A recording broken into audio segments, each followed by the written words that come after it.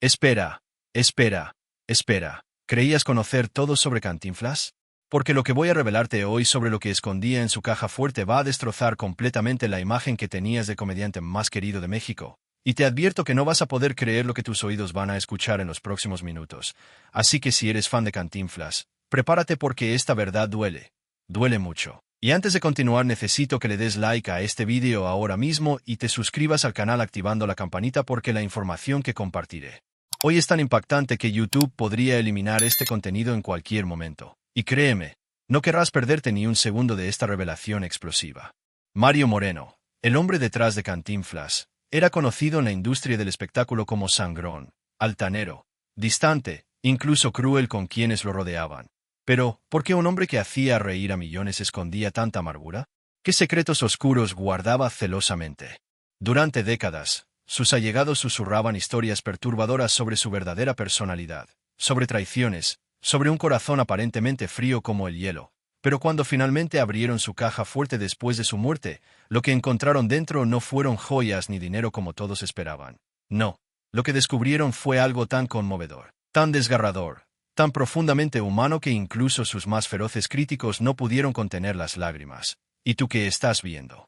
Esto ahora mismo. Necesito que te quedes hasta el final del vídeo porque la última revelación que compartiré, esa que nadie se atreve a mencionar públicamente, esa verdad final que estaba escondida en el fondo de esa caja fuerte, literalmente te va a dejar sin palabras y te hará replantear todo lo que creías saber sobre este ícono mexicano. Así que respira profundo porque este viaje hacia el verdadero Mario Moreno Reyes apenas comienza y te garantizo que nunca más verás a Cantinflas con los mismos ojos. No. El hombre detrás de la máscara, la verdadera personalidad de Mario Moreno. Hola amigos, bienvenidos de nuevo al canal. Hoy vamos a conocer la verdadera historia de Mario Moreno, el hombre que se escondía detrás del personaje de Cantinflas. Mientras millones reían con sus películas, muy pocos sabían que Mario era conocido en los círculos cercanos como una persona difícil, exigente y tremendamente perfeccionista. Sus compañeros de trabajo lo describían como alguien distante, que mantenía las relaciones profesionales en un nivel estrictamente formal. No era el tipo de persona que compartía bromas en el set o que salía a tomar copas después de las filmaciones. Esta dualidad entre el personaje público y el hombre privado creaba una tensión constante en su vida. Directores y actores respetaban su talento, pero también temían su temperamento. Había ocasiones en las que podía detener una producción completa si algo no cumplía con sus estándares altísimos. Cuentan que durante la filmación de Ahí está el detalle en 1940, Mario hizo repetir una escena más de 30 veces porque la iluminación no era exactamente como él la había visualizado. El equipo técnico estaba agotado, los actores frustrados, pero él permanecía inflexible en su búsqueda de la perfección. Esta obsesión con los detalles lo convertía en un genio creativo, pero también en alguien extremadamente difícil de complacer. Los directores de fotografía que trabajaron con él recuerdan que tenía un ojo casi sobrenatural para detectar cualquier inconsistencia en la imagen. Podía notar si una sombra estaba 1 milímetro fuera de lugar o si el tono de un color no era exactamente el correcto. Pero había algo más profundo detrás de este comportamiento. Mario Moreno había construido una coraza emocional casi impenetrable. En las reuniones sociales de la industria, mientras otros actores y productores socializaban, bebían y contaban anécdotas, Mario permanecía en un rincón, observando, analizando, pero nunca participando realmente. No era timidez, era algo más complejo. Era como si hubiera decidido conscientemente mantener a todos a una distancia segura. Sus asistentes personales cuentan que podía pasar días enteros sin mantener una conversación que no fuera estrictamente profesional. Esta reputación de ser sangrón no era infundada, pero como descubriremos más adelante, había razones profundas detrás de esta coraza emocional que había construido. En Hollywood, donde trabajó en la década de 1950, los ejecutivos de los estudios lo consideraban brillante pero imposible. Durante la producción de La Vuelta al Mundo en 80 días, donde tuvo un papel importante junto a David Niven, el equipo de producción estadounidense quedó impactado por su nivel de exigencia. Cantinflas no solo supervisaba su propia actuación, sino que opinaba sobre prácticamente todos los aspectos de la producción, desde el vestuario hasta la edición final. Algunos lo veían como arrogancia, otros como compromiso artístico absoluto. 2. Los orígenes humildes y el trauma de la pobreza. Para entender a Mario Moreno necesitamos viajar a sus raíces, a ese México de principios del siglo XX, donde la pobreza no era solo una condición económica, sino una lucha diaria por la supervivencia. Mario nació el 12 de agosto de 1911 en la Ciudad de México, en el barrio de Santa María la Redonda, una zona donde la miseria era la norma. Su familia era numerosa, con 12 hermanos en total, y los recursos escasos no alcanzaban para todos. Su padre, Pedro Moreno Esquivel, trabajaba como empleado de correos con un salario mínimo que apenas cubría las necesidades básicas. Su madre, María de la Soledad Reyes Guízar, hacía milagros cada día para alimentar a tantas bocas con tan poco dinero. Desde muy joven, Mario conoció el hambre, esa hambre real que te duele en el estómago y te quita el sueño por las noches. Conoció la humillación de no tener zapatos decentes para ir a la escuela, la vergüenza de usar ropa remendada una y otra vez hasta que prácticamente se deshacía. Había días en los que la comida consistía únicamente en tortillas con sal, y eso sí había suerte. Los vecinos del barrio recuerdan a la familia Moreno como gente honrada pero profundamente pobre, de esas familias que luchan con dignidad contra circunstancias adversas. Mario tuvo que abandonar la escuela muy joven para ayudar económicamente en casa. Trabajó como ayudante de zapatero, como repartidor, como vendedor ambulante, cualquier cosa que le permitiera llevar unos centavos a su familia. Estos recuerdos de privación quedaron grabados en su memoria como cicatrices invisibles pero permanentes. Décadas después, cuando ya era millonario, Mario seguía teniendo pesadillas sobre aquellos días. Su esposa Valentina contó en una ocasión que lo había encontrado despierto en medio de la noche, sudando frío, después de haber soñado que lo habían perdido todo y tenía que volver a vivir en la pobreza extrema. Cuando finalmente alcanzó el éxito y la riqueza, muchos interpretaron su comportamiento reservado y su control obsesivo sobre el dinero como avaricia o tacañería. Los periodistas escribían sobre su supuesta mezquindad, sobre cómo negociaba cada contrato hasta el último peso. Pero en realidad, Mario vivía con el terror constante de volver a esa pobreza que tanto había marcado su infancia. No era avaricia, era miedo puro y genuino. Cada peso que ganaba representaba una muralla más alta contra el regreso a aquellos días oscuros. Revisaba personalmente todos sus estados financieros, supervisaba cada inversión, cada gasto. Tenía múltiples cuentas bancarias en diferentes instituciones como medida de seguridad. Invertía en propiedades, en negocios diversos, siempre buscando asegurar que nunca más él ni su familia pasarían por lo que él había vivido. Esta experiencia formativa explica mucho de su personalidad adulta. Esa necesidad de control absoluto sobre todos los aspectos de su vida, esa dificultad para confiar en otros con asuntos importantes, esa distancia emocional que mantenía incluso con las personas más cercanas. El trauma de la pobreza infantil no desaparece con el éxito, simplemente se transforma en otras manifestaciones. En el caso de Mario, se transformó en una vigilancia constante, en una imposibilidad de relajarse verdaderamente, en una sensación permanente de que todo podría desmoronarse en cualquier momento si bajaba la guardia. 3. El matrimonio complicado con Valentina Ivanova y los rumores constantes. Ahora hablemos de su vida amorosa, porque aquí es donde las cosas se ponen realmente interesantes y complicadas. Mario se casó con Valentina Ivanova Zubarev en 1936, una mujer de origen ruso con quien compartió más de 50 años de matrimonio hasta la muerte de ella en 1966.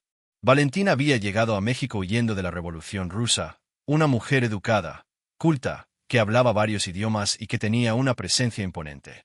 Pero este no fue un matrimonio de cuento de hadas, amigos.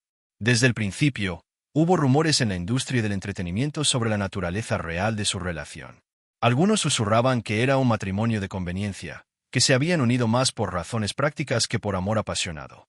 Otros hablaban de infidelidades por ambas partes, aunque nunca se confirmó nada públicamente. Valentina era una mujer fuerte, de carácter dominante, que manejaba muchos de los asuntos financieros y administrativos de Mario, lo que generaba tensiones constantes. Ella firmaba contratos, negociaba acuerdos, supervisaba inversiones. Algunos productores se quejaban de que era más difícil tratar con Valentina que con el propio Cantinflas. Había una dinámica de poder en ese matrimonio que muchos encontraban desconcertante. En los círculos de la farándula mexicana se contaban historias sobre discusiones monumentales entre Mario y Valentina, peleas que podían escucharse desde fuera de su casa. Vecinos de la colonia donde vivían en la Ciudad de México recuerdan gritos, portazos, silencios que duraban días. Había épocas de distanciamiento donde apenas se hablaban, viviendo prácticamente como extraños bajo el mismo techo. Mario se refugiaba en su estudio por días enteros, mientras Valentina manejaba la casa con mano de hierro. Los empleados domésticos que trabajaron para ellos durante esos años cuentan que la atmósfera en la casa era frecuentemente tensa, cargada de resentimientos no expresados. Los tabloides de la época publicaban rumores sobre supuestos romances de Mario con actrices y bailarinas, especialmente durante las giras teatrales que realizaba por toda América Latina. Se le vinculó sentimentalmente con varias de sus coprotagonistas, aunque él siempre mantuvo un perfil público impecable y nunca confirmó ni desmintió nada. Había una actriz en particular, cuyo nombre muchos conocen pero que por respeto no mencionaremos aquí, con quien supuestamente mantuvo una relación de varios años. Se dice que Valentina lo sabía pero había llegado a un acuerdo tácito, una especie de pacto de no agresión donde cada uno vivía su vida mientras mantuvieran las apariencias públicas. Por su parte, también circulaban rumores sobre Valentina, sobre amistades muy cercanas con ciertos personajes de la élite cultural mexicana que iban más allá de lo platónico.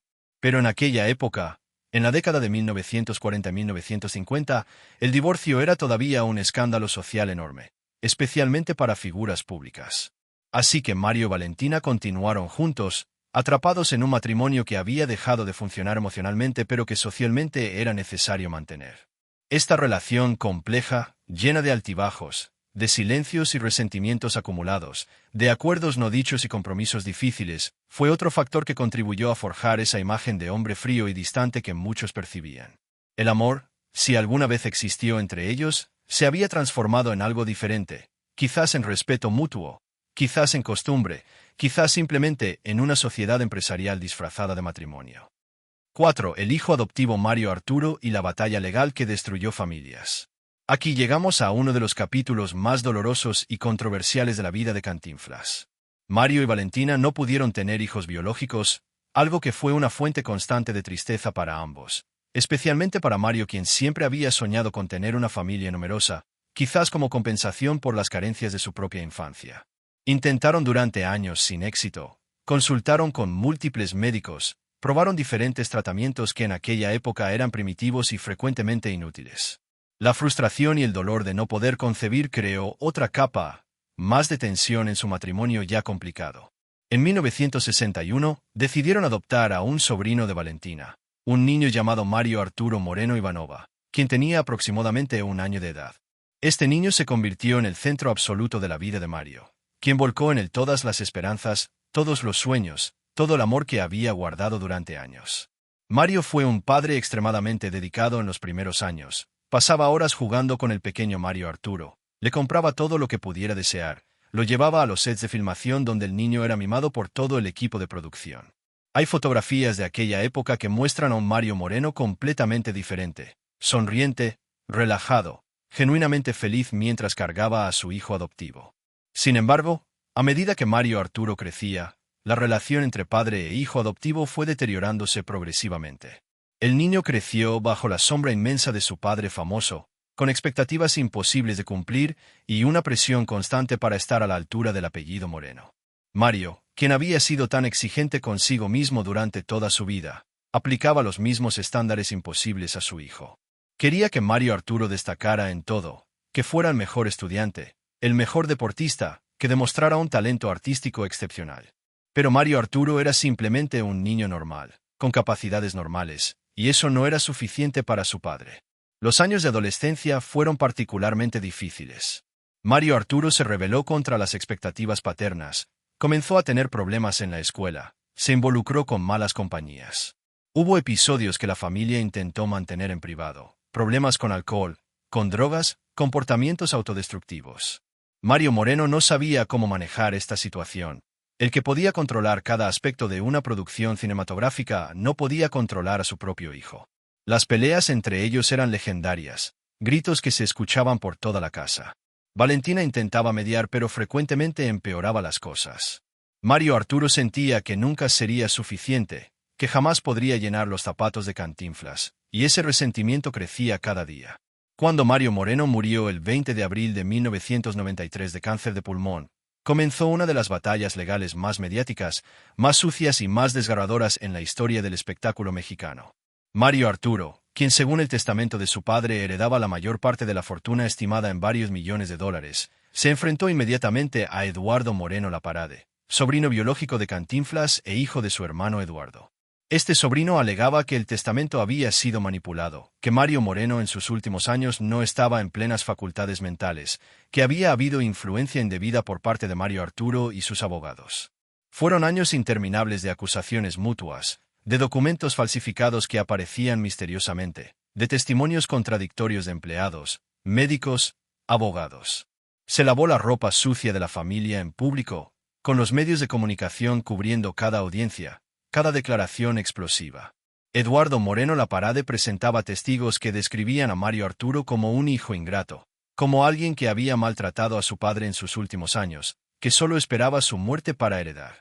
Por su parte, Mario Arturo presentaba evidencia de que Eduardo había intentado manipular a su tío en múltiples ocasiones, que había tenido disputas financieras con él, que su interés por la herencia era puramente económico sin ningún lazo afectivo real. La familia Moreno quedó completamente destrozada, dividida en bandos irreconciliables.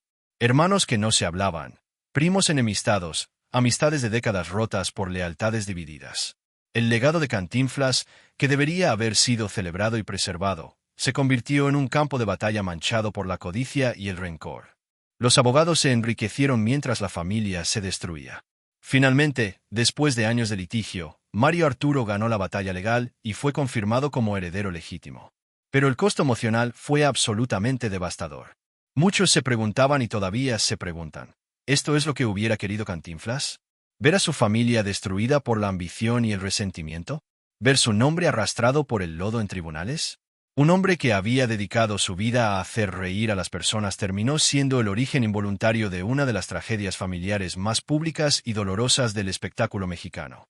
5. La filantropía secreta, lo que nadie sabía sobre sus actos de caridad.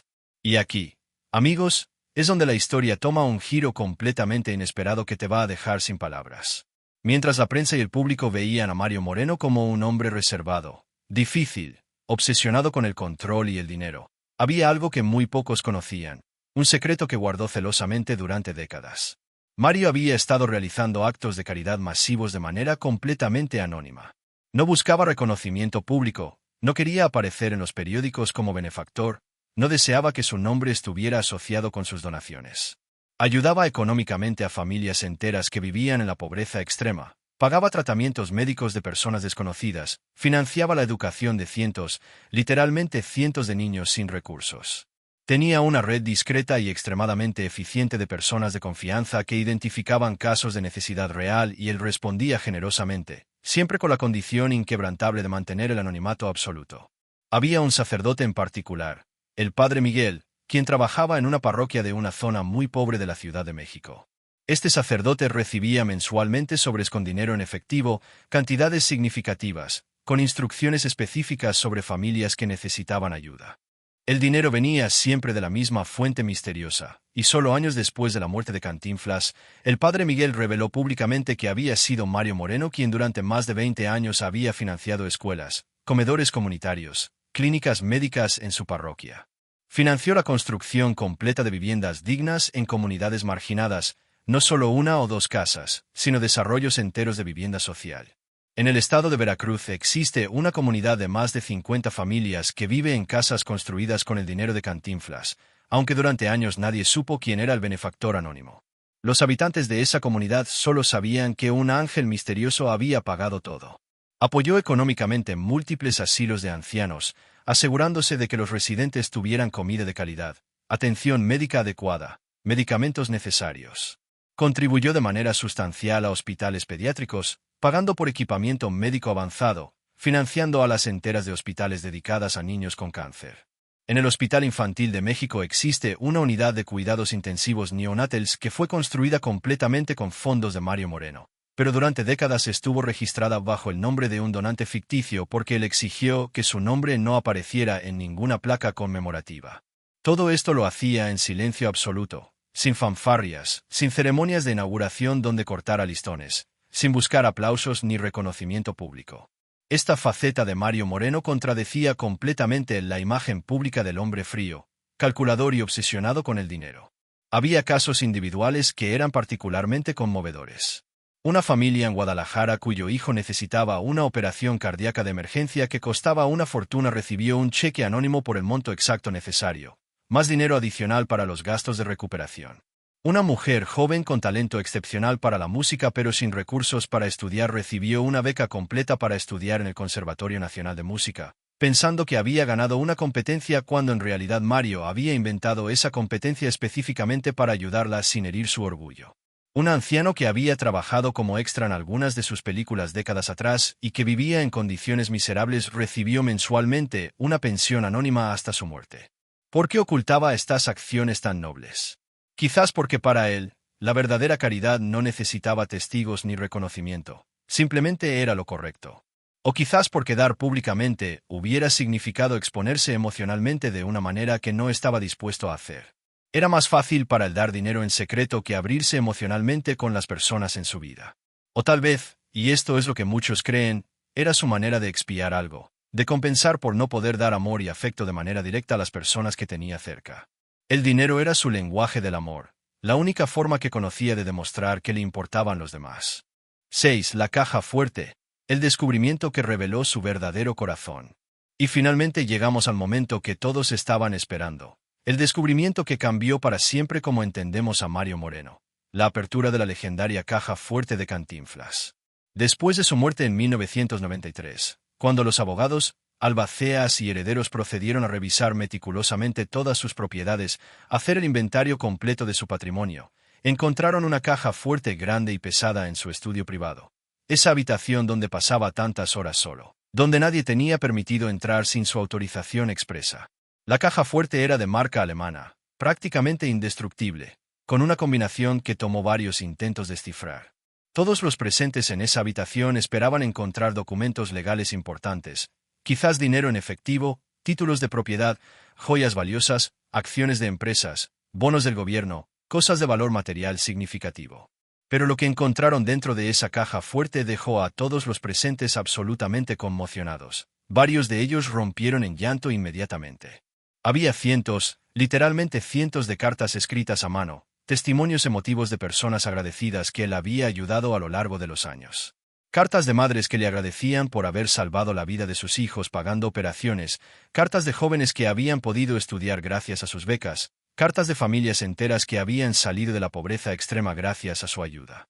Fotografías, montones de fotografías de niños sonrientes que habían recibido becas educativas gracias a él.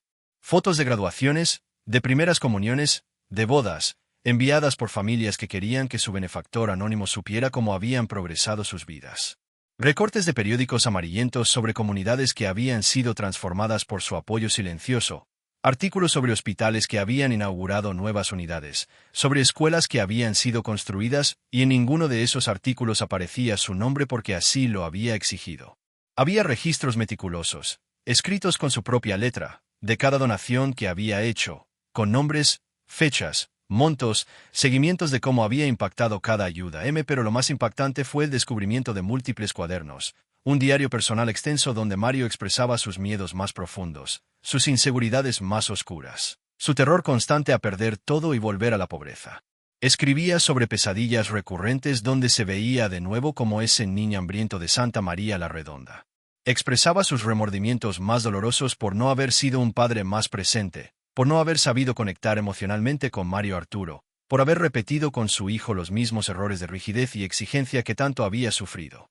Escribía sobre su dolor profundo por las relaciones que no pudo reparar, sobre amistades que había perdido por su incapacidad de abrirse emocionalmente.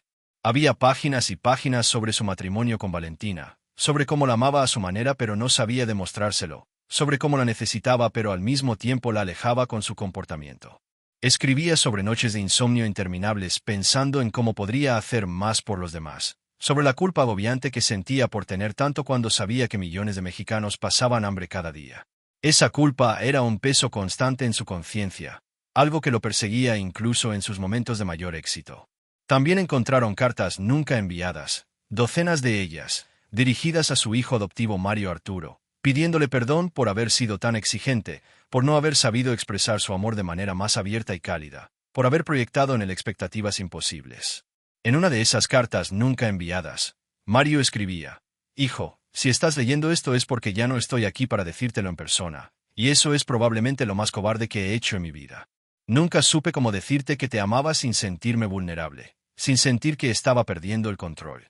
Mi padre nunca me dijo que me amaba, Y yo repetí ese error contigo. Fui duro contigo porque tenía miedo de que sufrieras lo que yo sufrí, pero en el proceso te hice sufrir de otra manera. Perdóname. Esas palabras, escritas con una caligrafía temblorosa, revelaban a un hombre completamente diferente del personaje público. En esas páginas, en esas cartas, en esos recortes cuidadosamente guardados, estaba el verdadero Mario Moreno. Un hombre profundamente herido por su pasado traumático, atormentado constantemente por sus propias limitaciones emocionales, consciente de sus defectos pero incapaz de superarlos, pero con un corazón enorme que intentaba desesperadamente compensar sus defectos personales ayudando a otros en silencio. El sangrón que todos conocían, que todos temían, que todos criticaban, era en realidad un hombre que amaba profundamente pero que nunca aprendió a demostrarlo de manera convencional.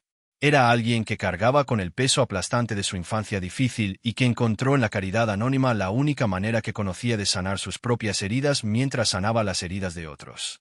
Esa caja fuerte no contenía los tesoros materiales que todos esperaban encontrar. Contenía algo infinitamente más valioso. Contenía la verdad sobre un ser humano complejo, contradictorio, profundamente imperfecto, pero fundamentalmente bueno. Un hombre que simplemente no sabía cómo mostrar su vulnerabilidad al mundo, que había construido murallas tan altas para protegerse del dolor que terminó aislándose incluso de las personas que más amaba. El legado real de Cantinflas no está solo en sus películas que hicieron reír a millones, sino en las miles de vidas que transformó silenciosamente, en los niños que pudieron estudiar, en las familias que salieron de la pobreza, en los enfermos que recibieron tratamiento. Ese es el verdadero Cantinflas que el mundo necesitaba conocer. Y con esto llegamos al final de este vídeo, amigos. Espero que esta historia te haya impactado tanto como a mí. Si te gustó, no olvides darle like, suscribirte al canal y compartir este vídeo para que más personas conozcan la verdadera historia de Cantinflas. Déjame en los comentarios qué te pareció esta revelación. ¿Cambió tu perspectiva sobre Mario Moreno? Nos vemos en el próximo vídeo. Hasta pronto.